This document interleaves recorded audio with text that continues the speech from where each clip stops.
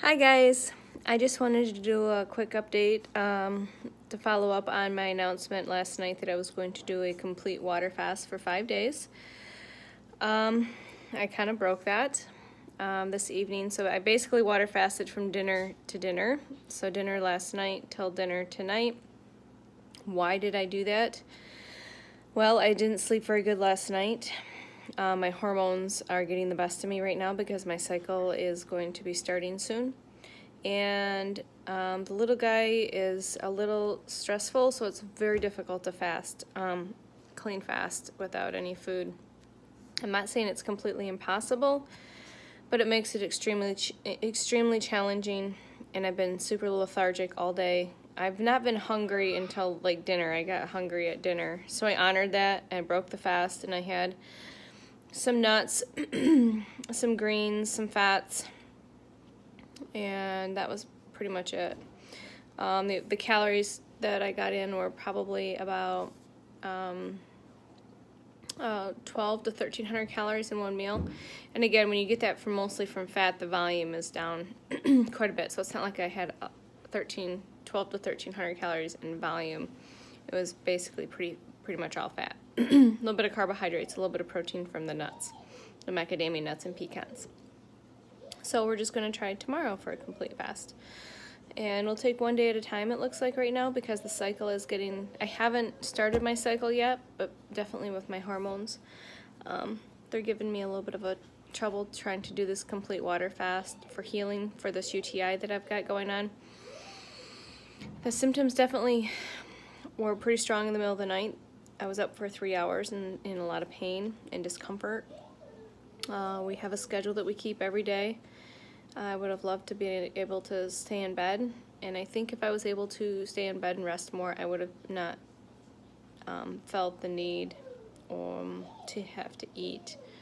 So I just want to do an update. I'm still going to keep planning on it. I can't call it a complete fast because I broke it. I broke it because my hormones are getting the best of me, and the stress that I deal with the little guy, and being overly tired. Now, if I could have just picked him up and come home and gone to bed, that would have been perfect. That's not my reality right now.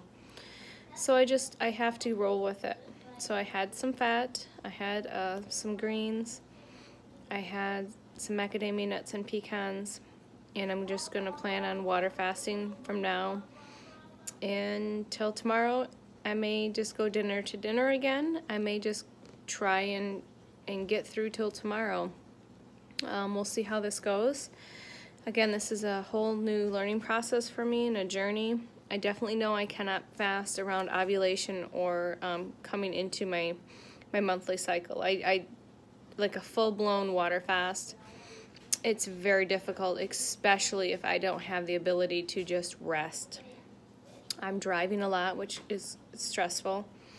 And stress raises cortisol, and cortisol raises insulin, and insulin causes hunger. Yada, yada, yada. So I'm not disappointed in my decision. I feel satisfied. I'm going to just drink water the rest of the night. I took some digestive enzymes. Again, my symptoms are letting up a little bit, but being able to do a pure, clean water fast, they would clear up a lot faster. So they'll still probably clear up doing it this way, but it's probably going to take a little extra time. So I'm still continuing into the 5 days. I'm going to take one day at a time. I knew going into this, because it was unplanned and unexpected, and this UTI was unexpected, that I have to roll with it. I have to roll with it because that's my life right now. I wish I could just take a 5-day complete water fast and not have to worry about work or my son or all the driving that's required to get him back and forth to therapy. There's no excuses, and I'm not trying to make excuses. I'm just trying to accept the reality of where things are right now. So day 2, I did go from dinner to dinner. So I went from 4 p.m. yesterday till 4 p.m. today on water. And I had I had a shot of coconut vinegar last night before bed. Actually, I had that in the middle of the night because that really helped. That seemed to really help alleviate some of the symptoms. So I had a shot of coconut vinegar last night. excuse me, and then a shot this morning and a shot this afternoon, and I'm going to do another shot of coconut vinegar before bed, or apple cider vinegar. That just helps when you're cleansing and it's flushing that bacteria. It'll get that flushed out a little quicker. I know pure water is just as good, but I found that I did get some alleviation with discomfort and pain doing that. Like within like half an hour, it was pretty incredible. I'm also using essential oils on the body. Tea tree oils, the main one I'm going to, because it's quite versatile in fighting microbes and bacterial infections. Also still using the colloidal silver, which is viral and bacterial infections, mold and yeast and things like that. So this is day 2. I just wanted to do an update, being honest. I don't like to, I had a plan and it slightly got deterred a little bit, and that's why stress is so important to keep managed.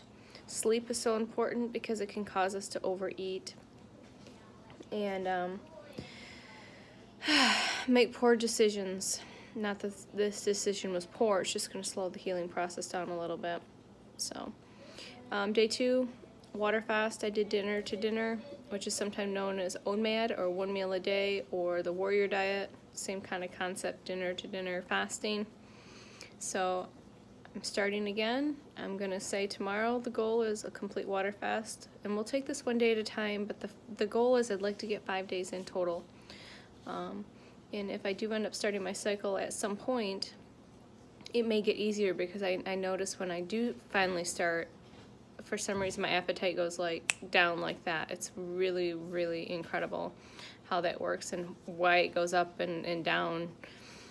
So for like 2 weeks out of the month, my appetite is not as high, and then for about 2 to 3 weeks, depending on what's going on,